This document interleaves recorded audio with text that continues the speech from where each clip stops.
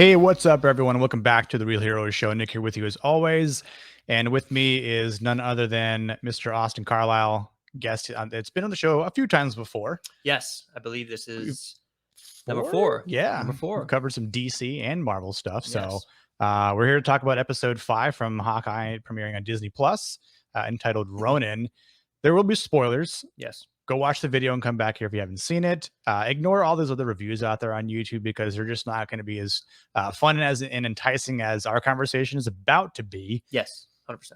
So, and also go ahead and like the video, subscribe to the channel, supports us and helps this, crazy algorithm that YouTube has conjured here. And hit the little bell notification because there might be a video in the future that you like and just want to hear what we have to say. So, without further ado, this episode starts a little bit interestingly compared to the other ones with a no previously on. That's a good way to put it. We get a flashback to 2018. We get two widows, Yelena and Sonia, that are visiting another widow who they think is brainwashed. Turns out she's not. Yep. They ruin a $20,000 rug. Yes. Have a little conversation. It seems like Yelena gets a little, flustered because they're mentioning Natasha, who's not there, and seemingly alive at that point. And she goes to the bathroom, and then we now know that she gets blipped. Yes. She gets blipped. The transition in that bathroom scene was well done. Obviously, the production value was great because they have the budget to do so. But what did you think about that moment in the bathroom with Yelena and the blip? Super cool because it answered the question, like, did she get dusted or not, which is true. But the thing that was slightly different was, you have when everyone got dusted in Infinity War, they just get dusted. Then you have, I believe it was WandaVision when I can't remember the shield agent or the sword agent that was there broke through the barrier. Monica, yeah. So in that show, you saw how she came back, and it was a little bit, it was slow, and it kind of came together like she was kind of asleep. Yeah. This one was different because it happened over the span of like 5 seconds, maybe, which it did in the world that show is in. But it was cool because she dusted, but she almost came right back, and as she came back, the entire bathroom changed as if 5 years had passed, and it went through a paint job. So it was interesting because then she came out of the bathroom, and the entire room, the entire house was different because it was 5 years later, and it really showed. Yeah, it did. It was kind of like, this is how the blip went from this point of view, and it was pretty crazy. It was, and I like that they got some additional minor things accurate because obviously Anna's a widow, and we all know that she can't reproduce. And she obviously says that she's adopted a child, and so she did what Natasha, I feel like, wanted to do, but never obviously got the chance to do it because she's dead. Yes. But it was it's proof to show that even though you're a highly trained assassin, and especially a Black Widow assassin, you can have a normal life, which with a family. Again, there's something to say on the flip side about that with Mrs. Barton, who we don't know a lot of. Obviously, I think she's dead. I have a theory about her that I can save for later. But it's possible, even within this realm of life, I guess, and having to be an assassin. Yeah. Of course, Clint was able to do it as well, and still be an Avenger, I guess. But it was pretty cool the way they did it. We flash forward to Kate returning home. Yep. She has a conversation with her mother. Obviously, her mother is not a fan of Clint, and Kate vouches for Clint still because we all know why. Idol. Yeah, right. Inspiration, hero. Idol, hero, exactly. So her mother still tries to do the motherly things, tend to her wounds, right? Kind of give motherly advice, but at the same time, all Kate's wondering about is, I just want to be like Clint. I just want to be a superhero. Because she says, I felt like I could do anything, and she's done fencing and martial arts, archery, like she's very trained in a lot of things that, while not in a matter of life or death, she's done everything up to that point where it's like, I'm winning first place in this, right? Like, clearly she has the skills. It's just she doesn't have that actual real life training, which she starts to experience because of the scenario that she's fallen into with the Ronin stuff, right? But what do you think about that whole scene with her and her mother? It was interesting because you kind of got to, once again, kind of two different point of views, and in the sense where, it's the typical mom bringing you up moment which everyone on the planet has had, where it's, you're at the very, very bottom, life sucks, you are realizing that you may not be what you wanted to be, because it's just so hard. And she's, putting the band-aids on, cleaning the wounds, kind of giving her a pep talk, but also kind of like, hey, like, are you sure Clint is like, the right role model? Yeah. Because, it kind of loosely follows that kind of an interesting conversation from the last episode where, she kind of walked him out, and you kind of got that, you felt that, oh, for sure, that uncomfortable tense, and you kind of felt it in this very subtly, but yeah, so you saw 2 points of view on that, where it was almost like, hey, you're great, you're awesome, you're amazing, but also, is Clint really that important? Like, is he a role model for you? Yeah, because she even asks her mother about the path that she's on, and that she's thinking the same thing, like, what is my path? And obviously in the show, she's young, so she still has options and choices to make, which I think, again, because of the show and what's happening in the MCU, much like Peter Parker, she's going to have to make those decisions rather quickly, and just run with it. She also drops the bomb about to her mom about what her and Clint discovered about Jack and Sloan Limited. And of course, her mother obviously knows about it, but she's like, "Oh, I'll look into it." And oh my god, we're gonna skip a scene that happens after this point. We're gonna cut back to where she returns home, and as she's returning home, there's like the officers that are there, and they're arresting Jack. And Jack's, I'm like, "Oh my god, but I didn't do anything wrong," like just playing dumb. And I'm like, that literally is like dumb. the worst performance within a show to signify that, like, you've done something wrong. It's like, must be a mistake. Like, I'll have this. I'm being blackmailed, right? Like, I'll be back by the Christmas party, honey. Yeah, it's like, okay, yeah, what's going on here? Right. And Eleanor's like, "Oh my god, I'm so sorry you had to see that." And uh, I think Kate at that point feels like it's all good. Yeah. Jack's been being taken care of, and it's almost like she's been able to not only protect herself but her mother from Jack, because we know that she doesn't like Jack either. Yeah, of course. So now we're gonna cut to a funny scene that still revolves around Kate being home, right? Because she's back in her room.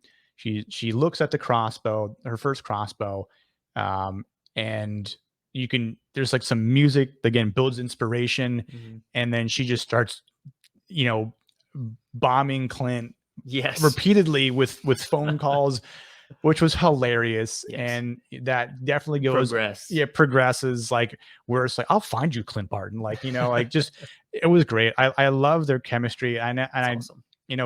It's matching, I think, the relationship from the comics and then this comic run. I think it's times like that where I wish we would get to see more of their relationship in the show. Because we've gotten to see a couple episodes, but so we know it's there, but I think because it's so good, and I think between Jeremy Renner and Haley Steinfeld, like, they're so good together on screen, that it would have maybe had like another couple episodes, right? This season would have been like maybe eight episodes instead of 6. We get to see more of that. So not that we don't care about their relationship, but maybe we start to care more about it. And well, that's kind of how it is with like everything MCU. Oh, for sure. It's like, man, I need it's more all short. It's too short, it's too right? short. Like the stuff from Loki or Sam and Bucky, right? Like, Wanda and Vision. Like, there's not enough it's truth never enough there between the relationships, and you always want more. Right. So, so now we're gonna cut to the scene that we skipped, where Kate leaves home, goes to her burnt down apartment above the pizza parlor, and we see Florence Pugh. Bam. Boom. Yelena Belova has entered the building, right? And with mac and cheese. With mac and cheese in hand. She's like, "This is not good cutlery, Kate Bishop." I thought that was very, like, another kind of playing on the whole Russian thing, where she keeps saying her whole name. Even Kate's like, "Why do you keep saying my first and last name or my whole name?" And she's like, "Because isn't that your name?" And she starts saying, like, "I know all this stuff about you," right? And literally everything too. But it seemed like a passive conversation, but at the same time, you didn't get this sort of hostile threat from Yelena. Like, she obviously wasn't going to kill her. They even say, like, "I would have done that as soon as you walked in." Right. I kind of like the part where I don't have any weapons on me. What are the weapons in my hand? I already lied about that too. Technically. Yeah. So, I mean, there's like some light humor there, which I again, like, kind of trying to lighten the mood between the two of them. I think the one interesting thing about that whole conversation is, from what we know and what we see, is Yelena only knows the half truth about what happens to Natasha. And again, we know that she sees, oh wow, her name is escaping me. But Julia Louis-Dreyfus, yes. Her character, at the end of Black Widow, and she's the one who says, my guess is she's the one who says Clint killed your sister. Yeah, she does. Yeah. If I remember the post credit, I think she actually says it's a right out. Yeah, right? It's a picture of Ronin. It's on an iPad. Do you want to kill do you want to take out who killed your sister? Yeah. It's like, obviously. So I again, and that's the whole problem with things, is you get a half truth. You don't get the whole story. And she's not even willing to listen to Clint, even though it's like, you probably know that Clint and Natasha were like this. Yeah. Like, they were closer than you and Yelena. Yeah. Like that is something to be real specific about. Like, you guys were sisters, but Clint and Natasha are basically like true brother and sister. Yeah. So and who knows, maybe Yelena didn't really like that about Clint either. And I think she's right when she says he's only here to protect his reputation, which we know that is true. Because the only reason he's back is because he sees the Ronin suit appear on TV, because she saw it at a black market auction. But I also agree that even though he's protecting his reputation, she imposes this question: why do you care so much about him? What did he do for you? It's like, I was almost expecting her to say this, but she could have said, and as we know from the first episode, he saved my life when some alien creature that came in through a portal above New York City was flying at me, and he shot an arrow that blew it up so I didn't die. And I saw him on the building shooting arrows, and I was like, "Oh my God, that's amazing. He's my hero and my idol." Pretty easy to understand. Yeah. But she doesn't say that, which I think would have helped clear the picture. Again, you can't really include this logic in TV shows and stuff like that. Like, it's too realistic. Come on. Right, exactly. But the real truth that we all know is that Natasha is gone from a giant purple guy by the name of Thanos. Yes. He is the real culprit here as to why she's dead and why so many people have lost other people in their lives.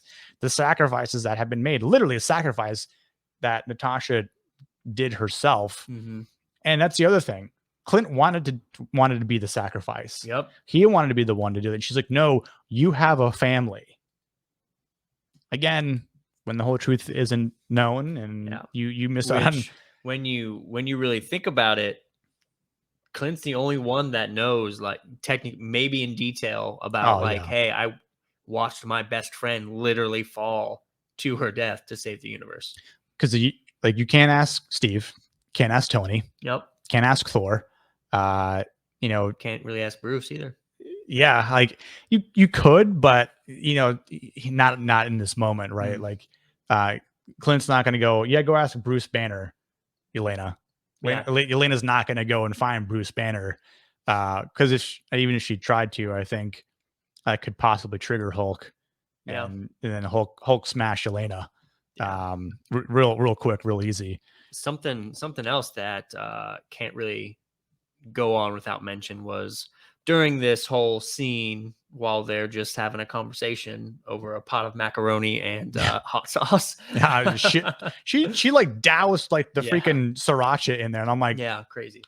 that's And a lot. All right, yeah, spoon in it.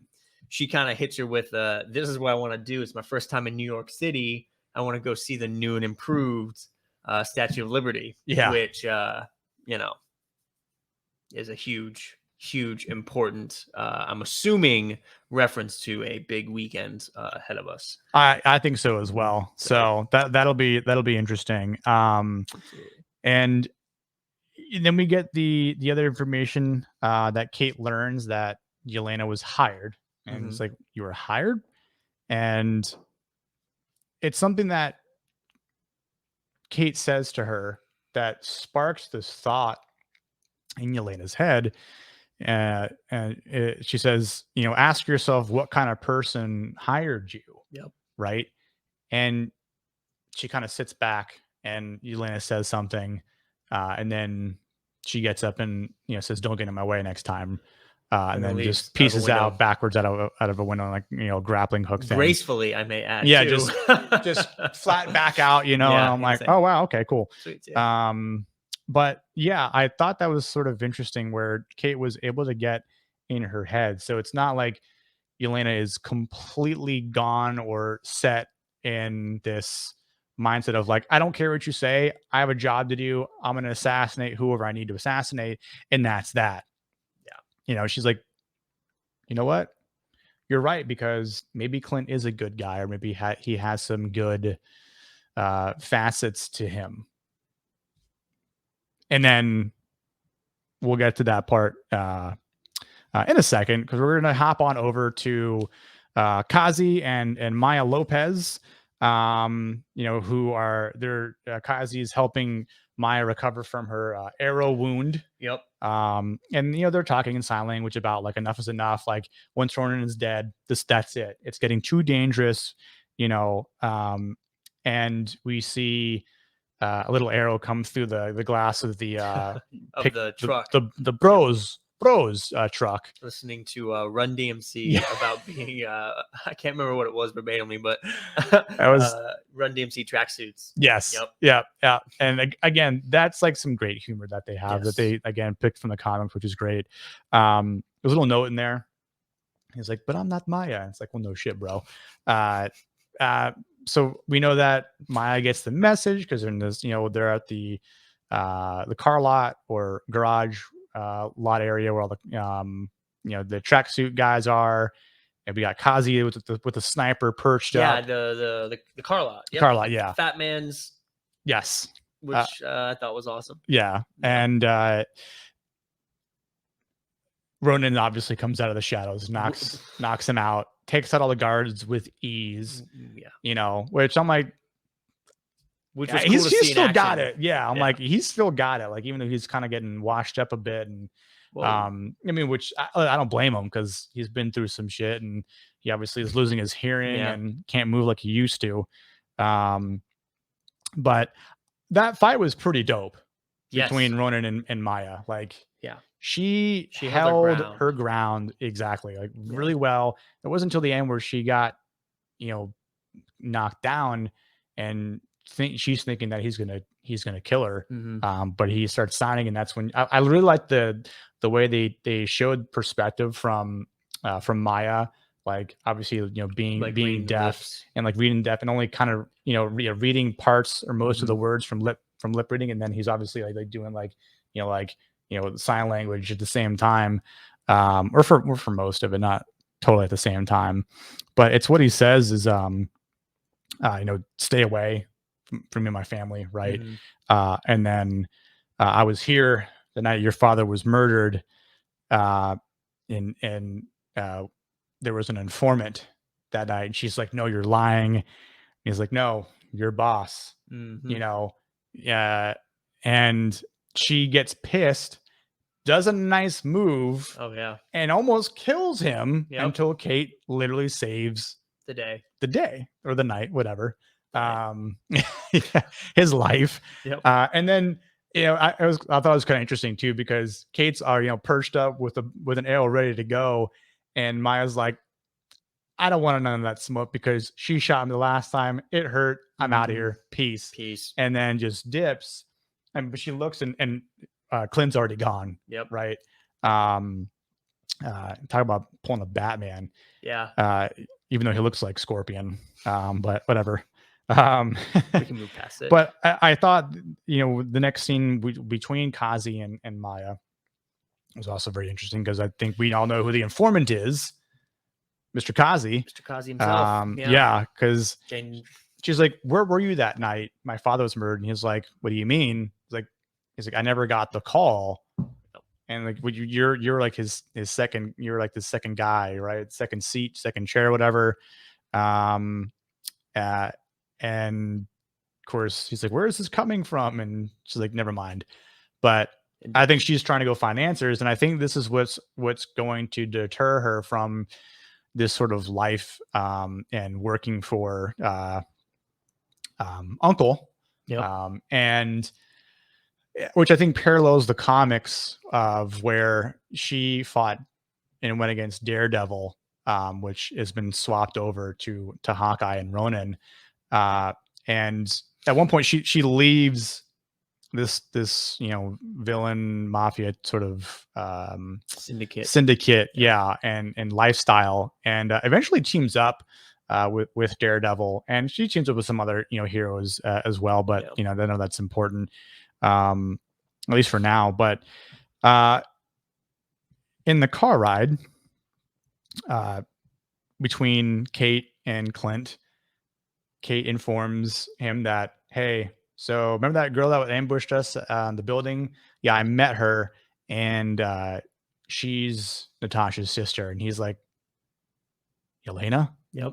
Like, yeah. He's like, so he knows who she is. Oh yeah. Which I thought was really interesting, and which what leads up to that point, right? Is Clint wanted to do something to help resolve and kind of clear the water. Yeah. Right.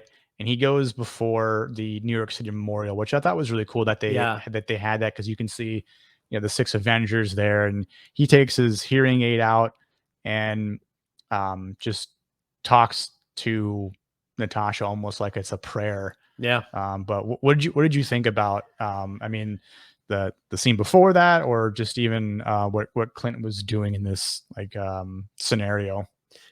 So I think you kind of have to factor in, so the car ride, where it's confirmation that it's Natasha's sister, which you felt like you kind of knew. Mm-hmm. Then you have that scene at the memorial where he takes his hearing aid out, and he's like, Natasha, I really wish I could speak to you right now. Like, I need you. Right.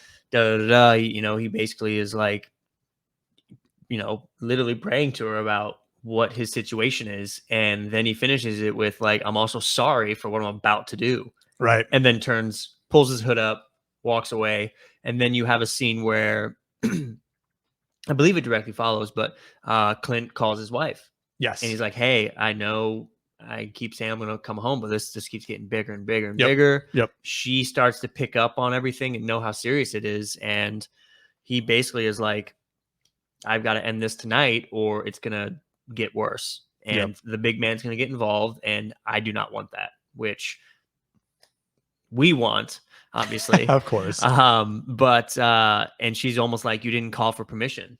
So I trust your judgment. Right. Call me when it's done, but go finish what you have to do. And then it's on. Yeah. And I got to say, kudos to the wife. She doesn't put up any resistance, because she knows how grave the situation is and what'll happen if this does spiral out of control. Because she says, like, but we're so far away. And he's like, you're never far away. It's never far enough. Yeah, it's never far enough. Like, and that's very true and very real. Especially when things are now cosmically involved. Like the Earth is just so tiny in the scale of things. Yeah. You know, it's like we're in the middle of nowhere on the Earth. Great, that's cool. We got people from like different like universes coming here, right? Like we've got some shit to worry about. Yeah, there are far grander things to be worried about, but for just being on Earth and where they're at in this setting, and of course we already know that from the previous episode who his family is, and still the Watch is as a bit of a mystery. Although I have some ideas behind it, which I don't know if I want to spoil. Not spoil, but throw out there in theory. Maybe at the end of this episode. But going back to the ending here, where Kate and Clint go back to Grills' place, which shout out to Grills for just being a true fan, a LARPer. Like Kate says, like you do everything. Yeah, like you're like putting out fires, LARPing, doing all this stuff, cooking. Yeah, being a great host. And they're having a great time with the doggo, pizza dog. And then which I'll actually say before that, because Kate gets a text message, but we see Yelena trailing Eleanor, Kate's mom, and we see this building that she looks up, and we don't see her go in, but we know from this text message that she enters the building and gives this other confirmation, and we know that Kate got through to her. What Kate said mattered enough to the point where she's like, I know who it is. I thought you should know as well. Yep. And of course, the look on Kate's face is she's just like floored. Yeah, exactly. Totally floored, baffled, mind boggled. And like, she just gives the phone to Clint on the table and like, who is this man that's with my mother? And Clint's face is like, yeah, that's the guy. That's the guy I didn't want to get involved with. And then he drops the name Kingpin. Woo! Wow. Jeez. Wow. So the rumors were true. Episode 5, we did actually get Kingpin. We get to see Vincent D'Onofrio's character. 2 seconds of him, but very, very, very, very, very short. But like that is enough. And of course, we see Vincent D'Onofrio's name in the credits, which means it is a true, solid, stamped, tattooed, 100% real that he is in the MCU. Oh yeah. And again, it's amazing to see that he played it off so well on social media. I think Tom Holland should take a hint or two from him, because Tom Holland is terrible at steering what he's involved with and plots and details. Thankfully, he hasn't done anything like that for this movie, right? He's getting a little bit better, but even then, it's like, man, he's still all over the place. Which, he is. But he's just young. But man, this has opened the door for some great possibilities that we're going to be getting, like not just in shows, but in movies. One particular movie that comes out in a couple days with Spider-Man, because we've got Kingpin. There's a certain blind individual that's in a red suit, where we saw him and Vincent D'Onofrio's character go at it. Not once but twice in the span of 2 seasons, or within 3 seasons on Netflix. Mr. Daredevil, Mr. Matt Murdock himself, again rumored to be in Spider-Man No Way Home as Peter Parker's attorney. So at this point, I'm really thinking it's true, because we also saw Vincent D'Onofrio saying and praising Charlie Cox on social media that he deserves it. Like, he's great person, great actor, was great to work with, and wants nothing but the best for him. That really only means one thing in like, I think the true scheme of things, it's that he's coming back to the MCU. Oh yeah.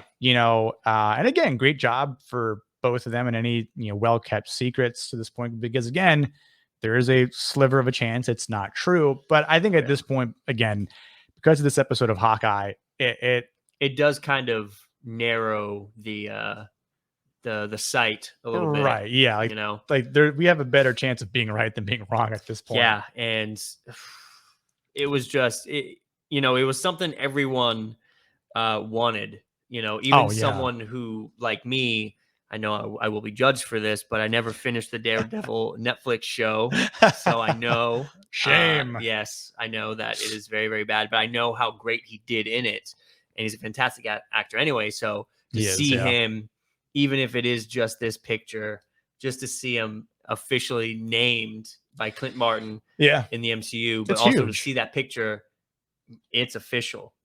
Kingpin is here, which also means Daredevil is here, which also means so much more stuff can possibly happen with everything going forward. Yeah, there's a lot that could potentially coming back with the with the Defenders. I know I can't think of the actress's name, but the actress who plays Jessica Jones, she's reiterated that she would love to play her character again. So again, we could see some sort of Defenders-esque reunion. I think we could also possibly see multiple TV shows come out. But I think at this point, based on what Disney Plus has announced through Marvel, we know that there's an Echo show coming. Yes. So I don't know who we might see in that. I almost think that we could possibly see Charlie Cox as Daredevil in that show as a cameo. But I really think Daredevil deserves his own movie. I think it's time with Vincent D'Onofrio in it. Like start to raise the bar in the picture. With Hell's Kitchen in New York City, and really show how known and how feared he is. Because I even think Tom Holland has talked about like he would love to go against Kingpin. And again, even if you've read the comics, if you've watched the old 90s animated cartoons, Kingpin and Spider-Man are villains or enemies rather, The game. So it's logical. It would make sense to include a movie to have Spider-Man and Daredevil and maybe a couple other people involved, right? Like maybe throw Echo in there, Kate Bishop, a young Avengers type crew could fit the plot. So I think the possibilities are endless. Again, this is all super speculation, because I think what Mr. Kevin Feige and his myriad of writers are doing is unbeknownst to all of us in truth, because a lot of the times we think we know things, and this is not just us, but it's literally everyone out there, unless you're in the circle of trust, right? As Robert De Niro has put it before. The inner sanctum, the inner circle of trust with Kevin Feige, and the secrets that lie within the MCU. But if you're not there, you don't know anything. Yeah, and even then, I'm sure only a few people know certain things, and then I think with Spider-Man, like they only showed half the movie to people. I think in the premieres. And they shot like 3 different endings, I think. Yeah, it was like 3, or I heard 6 at one point. So it's a big movie. Yeah, but that's a different video. So right. So, but what would you give rating wise for this episode? So this was, I gotta be honest, this was the best one. I'll be honest, I'll say that. But you kind of look at it comparing to other episodes. It's different because it's not as action packed. There's action in it, but it's not shorter. It's sweeter. It's not as drawn out. But this one's a lot more grounded, actually, where you get a heart to heart with Eleanor and Kate. You get a heart to heart with Clint and his wife. You get a heart to heart with pretty much everyone. And so you can truly see that at the end of the day, like these are all just everyday people just battling with their own stuff. And something that I think kind of makes it the best, aside from, Kingpin, is you kind of see, I forgot to mention this earlier, but you kind of see how by him acting out as Ronin during those 5 years, it still weighs on him. to this day. Oh yeah, and absolutely. it still hurts him, and he still thinks about it. So it just felt a lot more grounded, a lot more emotional. So I'm gonna go with my trusty 1 to 100 scale Go on for it. this. Metacritic. I'm gonna give it like an 88%. Okay. 88%. Okay. Yeah, 89. that's fair. It was really solid.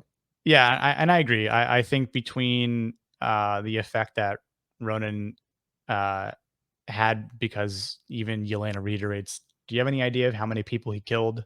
Yeah. And I'm thinking it's in the hundreds, if not maybe crossing that Yeah. that thousand mark.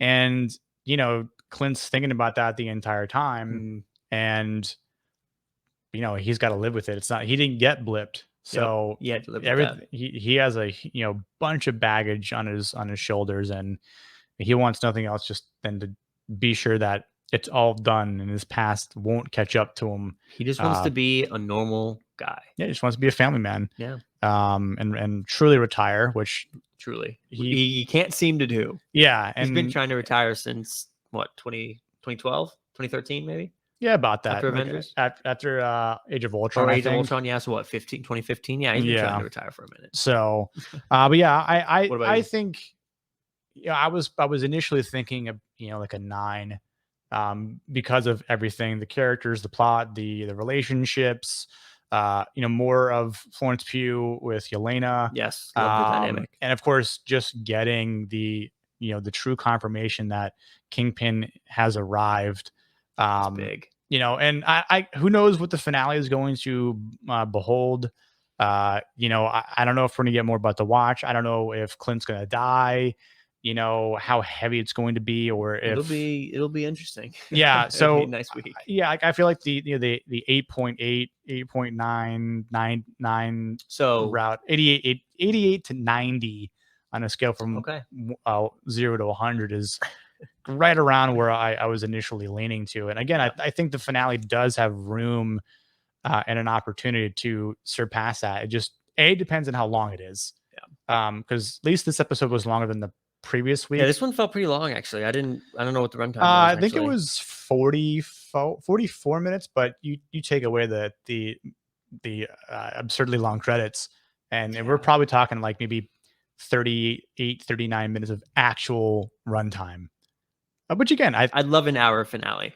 I would love it at Ideally. least 50 plus runtime minutes. While we're at it, can we just settle for a nice 2.5 hour finale?